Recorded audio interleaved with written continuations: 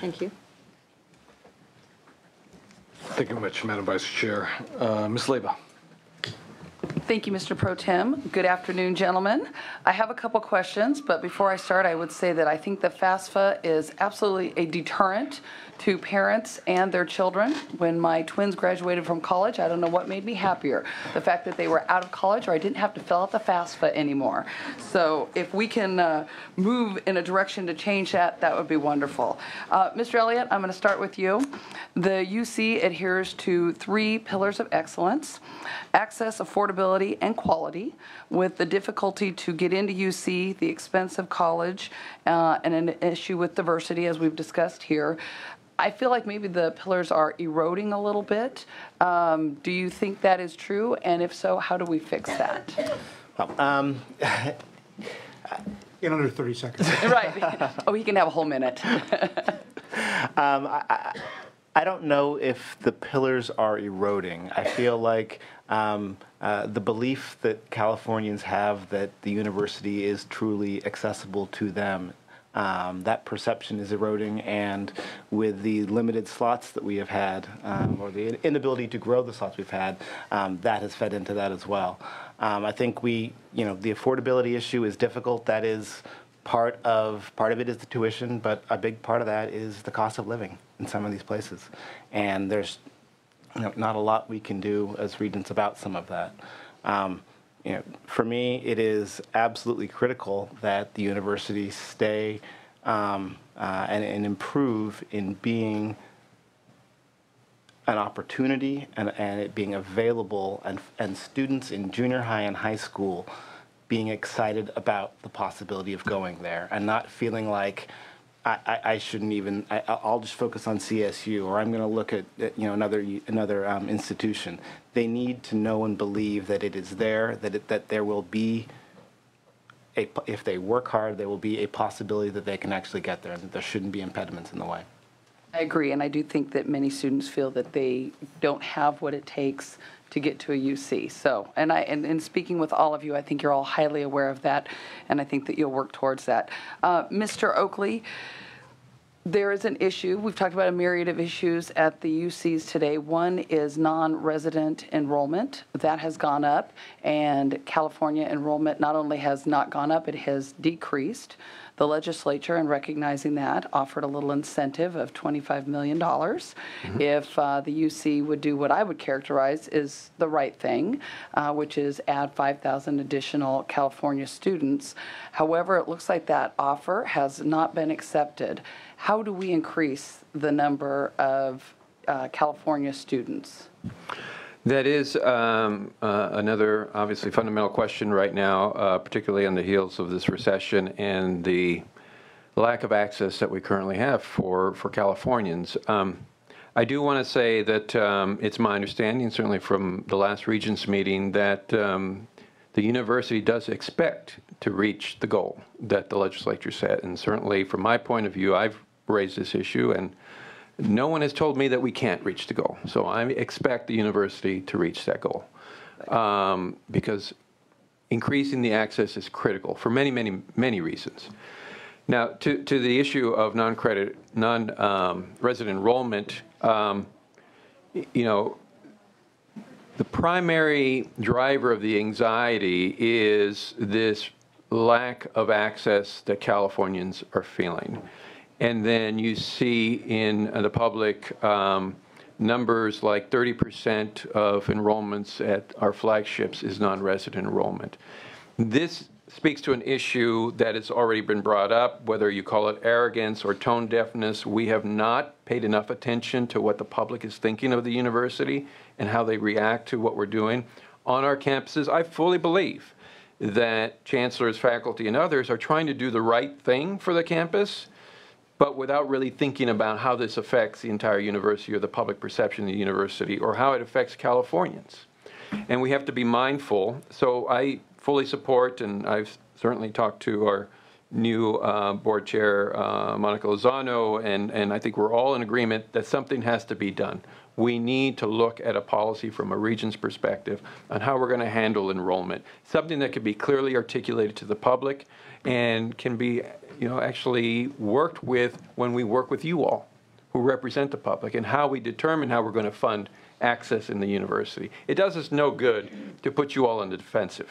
It does us absolutely no good. So we have to find a better way to communicate what we need from you and show you why we need it.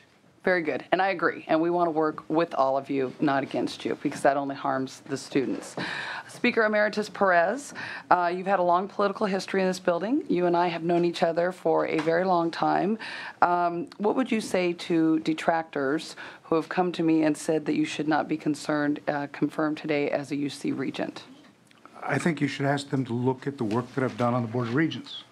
I think you should ask them to look at the measures that I've been engaged in trying to make sure that the university in general is more accountable, not just to the public, but to those in elected office. And that, quite frankly, probably more than any other member, I've been raising some of those tough questions about accountability and the public mission of the university.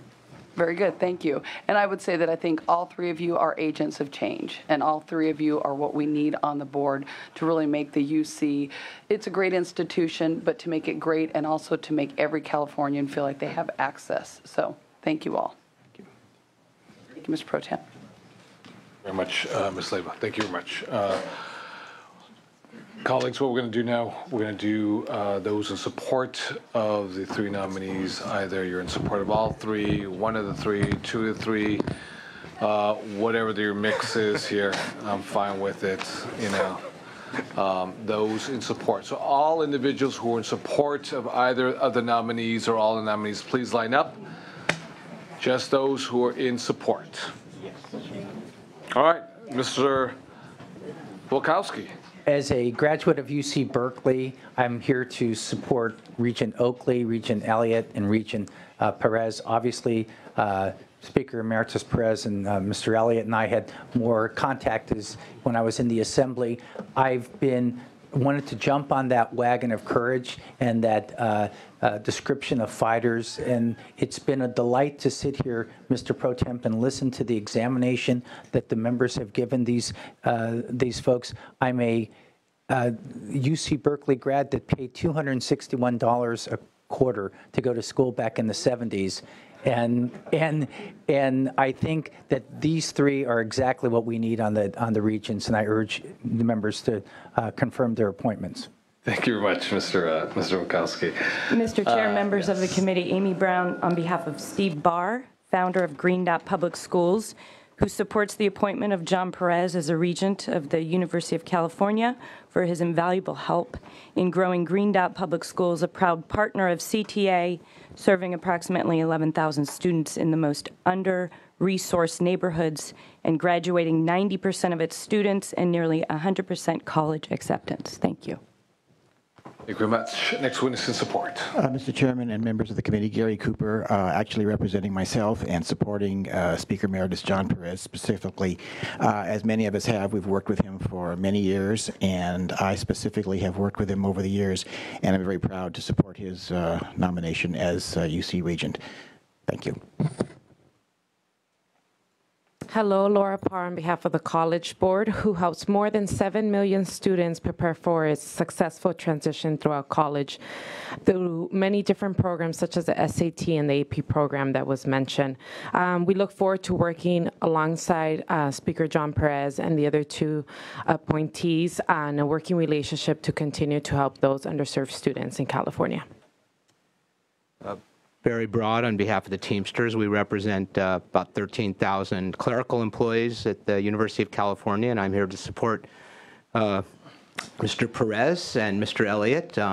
We don't know Mr. Oakley, but we're happy to meet him anytime, anywhere, and, we'll support him the next time. Anyway, I'd like to say, obviously, I'm a very long-time personal associate and friend of Speaker Perez, and I know just from years and years of knowing him way before any of this, way before he ran for office, he talked about his experience at UC, his commitment to UC. It meant a lot.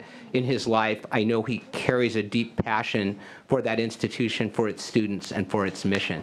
So I urge his confirmation and the other two.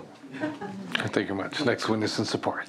Mr. Chairman and members, Bob Giroux on behalf of the International Union of Painters and Allied Trades, District Council 36 in Southern California, District Council 16 in Northern California, and the California Academy of Eye Physicians and Ophthalmologists in support of all three nominees today. Speaker Emeritus Perez, Mr. Elliott are longtime friends. I've known them in various capacities and find them to be very honorable contributors to the Board of Regents. As a former president of the statewide student group of community colleges, I was particularly heartened to see Mr. Oakley appointed a sitting president of a community college. When I was in the system, we had the problem of admissions and transfers. The biggest problem was how the University of California and the CSU system tracked transfers after they got there. It wasn't so much the problem of when they got in, it was how they were tracked for success. And it seemed as though the entry students at the freshman level were tracked more by the system for success than the transfer students. So we encourage your support of the appointment. Thank you much, Mr. Giroux. Next witness in support. Bill Dombrowski, California Retailers Association, in support of Mr. Elliott, Mr. Perez, and I'll echo my friend Barry Broad. I would support Mr. Oakley, but I've never met him. Decades of work with John and Gareth that has always been productive and times difficult, but always to the benefit of the state. We believe as retailers that education UC system is vitally important, and we believe they will contribute significantly. So we ask for your support. Thank you, Mr. Dombrowski. Next witness in support. Mr. Chairman and members, I'm Karen Yelverton Zamaripa, representing the California State University. I'm here today to urge your approval of all three of these outstanding regents.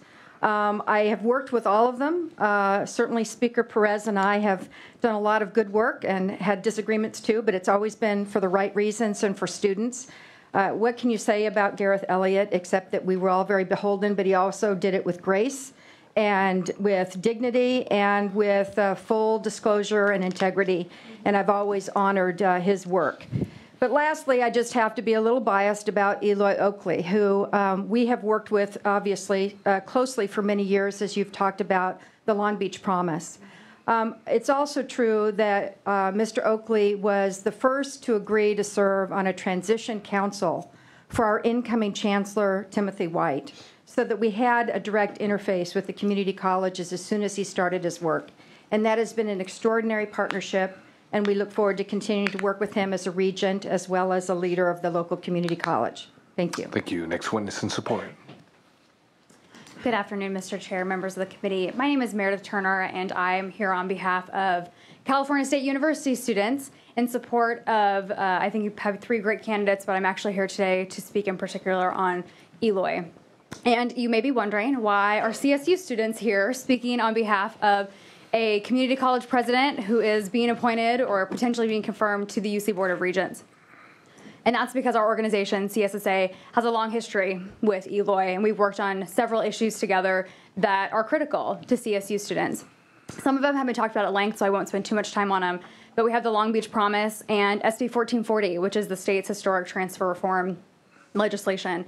And these are two bills that prioritize students and their success. They are geared towards ensuring that students have an easy pathway from potentially elementary school to their local community college and then to the CSU. You know, the CSU serves an incredible amount of community college transfer students. Over half of our students come from the community college. And what I think is most important to highlight here is that Eloy has a track record of supporting students. We wouldn't be here today if we didn't think that he would be a tremendous asset to the Board of Regents. And I think what Assemblymember Williams pointed out that I need to highlight, in addition to what Senator Cannella mentioned, is I think all three of these folks, and including Eloy, are folks who are going to push back. You know, they're folks who are going to say, wait, that doesn't sound right. And I think Eloy has demonstrated through his work that not only will he call out something that he doesn't think is right, but then he'll sit at the table and he'll work towards a solution that's going to be in the best interest of students. So thank you for the time today, and we encourage your confirmation of Eloy Oakley. Thank you much. Next witness in support. Good afternoon, and thank you, Mr. Chair and committee members. My name is David Morse. I am the president of the Academic Senate for California Community Colleges, as well as a longtime faculty member at Long Beach City College. As such, I have had the opportunity to observe the commitment to education and to students demonstrated by Eloy Ortiz Oakley, both at the local level and at the state level, and I'm here to speak in support of his confirmation to the Board of Regents. President Oakley has demonstrated his commitment to students in various ways at the local level. His support for the Long Beach College Promise and work to develop that agreement have helped uncounted students in our community to achieve their goals and further their education. He has consistently encouraged the college to keep the good of students at the forefront of all discussions. He has exhibited and encouraged special concern for underrepresented groups of students. In all of these ways, he has demonstrated his commitment to educational quality, to students, and to the community. President Oakley has also demonstrated a respect for the faculty voice and for collegial decision-making. He has not only supported faculty at his own college, but also at the state level, contributing to the work of the Academic Senate for California Community Colleges, not only by helping to provide resources of various types, but also by speaking in support of our positions and initiatives at legislative hearings and other events. He has developed strong relationships with faculty leaders statewide through his involvement in the oversight body for the Associate Degrees for Transfer. His support and collegiality have been noted and appreciated not just by myself, but also by my predecessors as an Academic Senate President. Because of his commitment to students and to quality education and to collegial, productive decision-making processes, I feel strongly that Eloy Oakley will be an outstanding member of the University of California Board of Regents, and I urge confirmation of his appointment. Thank you much. Next witness in support. Thank you, Mr. Pro Tem and Senators. Alice Kessler. I'm here today representing Equality California. We're the largest LGBT statewide organization in the state. And you've got 3 exceptional regents here, but we did want to come today and express our support for Speaker Emeritus Perez. Since the first day I met him and in his service in the legislature, he's been a true leader and champion for the LGBT community and for vulnerable communities across the board. And he will lead not just by example, but in the policies he promotes as a regent. So we ask you to confirm him, and thank you very much.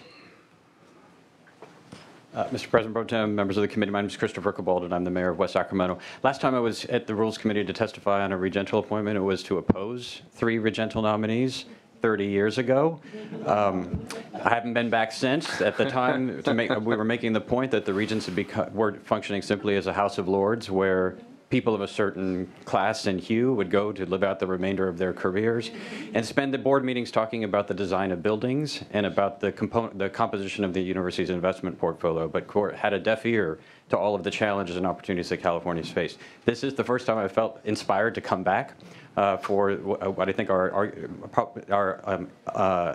for sure the 3 strongest set of regents that you could possibly have in order to advance the agenda that we've talked about. I've worked with all 3 for that 30 years ago kid coming here to see an LGBT man of color, the first one on the regents with this, the depth of skill and hammers and knowledge and savvy to be able to move the university with who's undisputably the strongest community college president in California, maybe in California's history, in advancing systemic change along the lines that you've mentioned. And then most importantly to me, the fact that you have before you the first openly West Sacramentan to be appointed to the regents of the University of California is a tremendous honor. So certainly here to support all 3 of the regents and urge your confirmation. Thank you. Thank you. Next witness in support. Good afternoon, Mr. Chair and members. I'm Marianne Massenberg. I'm here on behalf of the 20,000 UAW members at the University of California, working as academic student employees, as TAs, and also the postdoctoral scholars. We're here proud to support Mr. Elliott and Mr. Perez's appointment. We don't know the other appointee, but we're happy to meet him. I've worked with Mr. Elliott and Mr. Perez extensively over the years on labor issues, and as 2 people familiar with labor issues, they know disagreement and how to deal with disagreement, and they also know the power of negotiation and compromise to achieve the goals, which I'm sure they'll be using as well as regents. Thank you. Thank you. Thank you much. Next witness in support. Mr. Chair, members, Monica Miller on behalf of the Jewish Public Affairs Committee of California, JPAC, and you have three wonderful candidates. It's really exciting for UC, but in particular, we want to support Speaker Emeritus Perez. What he's done for the Jewish community over the years is phenomenal, and we just can't thank him enough for all of the work and love he's given to that community. And again, urge your confirmation today. Thank you. Thank you very much. Next witness in support. Good afternoon, Mr. Chair and members. I'm Sean Connolly with the University of California Student Association. We're in very proud support of Mr. Elliott and Speaker Emeritus Perez. Thank you much. Next witness in support. Thank you, Mr. Chair. My name is Kevin Sabla. I'm a fourth-year student at UC Berkeley, and I'm the president of the UC Student Association. We took a vote on the confirmation of these regents at our July board meeting. We unanimously endorsed Speaker Perez, Regent Perez. And so for the individuals who are speaking to Senator Leyva on why she should support the nomination, I have students from every one of the 10 campuses who, unanimously endorsed him. His first day when he was elected speaker, he sat down with student leaders. I was a community college student leader at the time. I met him in January of 2011. In January of 2014, when I had transferred to Berkeley, he still knew my name. We also voted to support Regent Elliott, and so you have individuals here who are strongly in support of students. We support their nominations, and we encourage you to do the same. Thank you much. Thank Next you. witness in support. Good afternoon. My name is Liz Ortega. I'm here with AFSCME 3299 in support of Mr. Elliott and Speaker Perez. On behalf of the 23,000, the largest labor union within the University of California, we're very excited for both of your confirmations and know that we can not only just have a voice for the students, but also for all workers who make the university what it is today and in the future. Thank you. Thank you. Next witness in support. Mr. Chair, members, Michael Young on behalf of the California Labor Federation, here in support of Mr. Perez. He's been a leader on behalf of working families, especially students throughout the state of California. We urge your confirmation. Thank you. Next witness in support. Thank you, Mr. Chair, members of the committee. Jeremy Smith here on behalf of the State Building and Construction Trades Council in support of Speaker Emeritus Perez and Mr. Elliott. Thank you. Next witness in support. Mr. Pro Tem and members, Erin Niemela, not representing any organization, just in support of my former work sibling and 2-decade-long friend, Gareth Elliott. Since this is probably not the forum for funny stories, I just want to hearken back to something that Senator Fuller said, which is you're looking for problem solvers, and you can't find a better one than Mr. Elliott. So thank you. Thank you. Thank you so much. Next witness in support. James Norman on behalf of the California Medical Association, representing over 40,000 physicians here in the Golden State in support of Mr. Perez and Mr. Elliott. We urge you to support their confirmation. Thank you, Mr. Norman. Next, last witness in support. Thank you very much. Good afternoon. My name is Ralph Washington, Jr. I'm a graduate student at UC Davis. I think you can express tentative support for the appointees for a specific reason, and that is I don't recall hearing discussed issues of graduate student concern today. So the University of California is not just an undergraduate institution. There are a lot of graduate students present who contribute to the greatness of the University of California and all that it does. And also, there's a lot of information that you can glean from paying attention to graduate students, such as this lingering concern about how to get more black students at the UC. And I think really it's an issue of cultural isolation. So I'm an entomologist. I study insects. And since I was 8, I've been the only black insect scientist I've known anywhere until very recently. Well, I got to UC Davis, and I was the only black student in my department. That didn't surprise me. But what did surprise me is that many black graduate students at UC Davis are in the same situation. We're drowning in a sea of cultural isolation. We need more black graduate students. And I think you have a great opportunity. You have a lot of power. If that is resolved, black students will come to the UC. I don't think it's as much an issue of access. I think it's as much an issue of bodies. You need people present. People need to be accepted. People need to know that when they get there and they have concerns about their day, they have concerns about their relationship with their mentors, they have concerns about their finances, there will be people who share their cultural background and can relate to them. I think that will improve the situation considerably. Thank you for listening. Thank you very much. Any other witnesses in support? Any other witnesses in support? And seeing none, any folks in opposition? Any folks in opposition? Also seeing no opposition. Any folks who are just outright agnostic altogether? And the neutral, objective? Seeing that, right? No other concerns. Fantastic. Okay. I don't think there's any questions or further commentaries from the members. I am seeing none right now. I can say that that the three individuals who are before us today, like I said earlier, it's a reflection of the changing demographics. It's a reflection of the rich diversity of the state of California, which makes us a very unique state, not just in the country, but in fact in the world. We are a nation state. So the task before the three of you, I think is enormous. I think most likely, at least in the Senate Rules Committee confirmation, probably, and given that our time constraints, we have time constraints because we have floor session, we probably have gone much deeper and a much longer period of time with regards to the dearth. It's a really big issue because it's not just a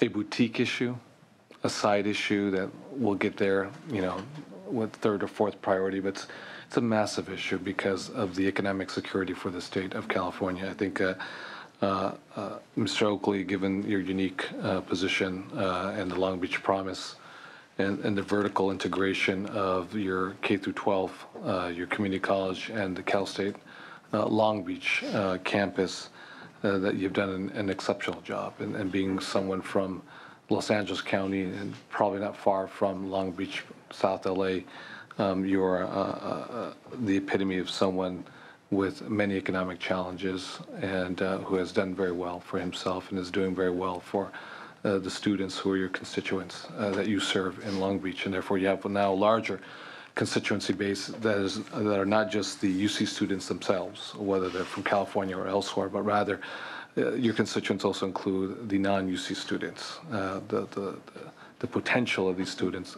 coming to attending a UC campus. Mr. Elliott, obviously during your tenure with Governor Brown, I always found you to be very fair and very professional. And like I said, many same things that I just mentioned a few moments earlier with regards to Mr. Oakley. You have a task before you, which is how do we diversify? How are we creative? How do we deal with the outreach component and how you engage us also too, to hopefully when we have better budgetary years that we collectively can really focus on expansion of slots, which is more money, but I think that we should have a commitment, to do so. So I think you're supremely qualified and bring a unique voice. You're not from the UC family, obviously from Cal State Humboldt, but that shouldn't disqualify you, obviously, from that. But you have the understandings of the interworkings of government here in the executive branch, And to Mr. Speaker Emeritus, I think that a lot of political observers would have painted us with a brush of rivalries, given our past political history together.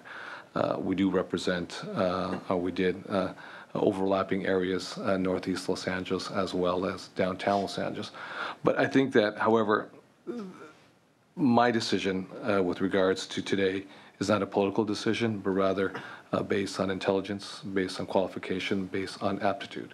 And those are my prerequisites. And it is very clear to me that you meet those prerequisites and you far surpass those prerequisites. So therefore, I'm proud to support the nomination of Speaker Emeritus Bettis, Mr. Elliott, as well as Mr. Oakley. Those who have wanted to say something have had their opportunity to say something, both as members of the Rules Committee and as well as the public. So with that, I'd like to entertain a motion for these three gentlemen. So moved. Okay, we have a motion that has been made by Ms. Leyva. Madam Secretary, please call the roll. Senators Canella? Aye. Canella, aye. Leyva? Aye. Leyva, aye. Mitchell? Aye. Mitchell, aye. Fuller? DeLeon? Aye. DeLeon, aye. Your motion passes on a 4-0 vote. We'll keep the roll open for Madam Vice Chair when she comes back. Gentlemen, congratulations. Thank you.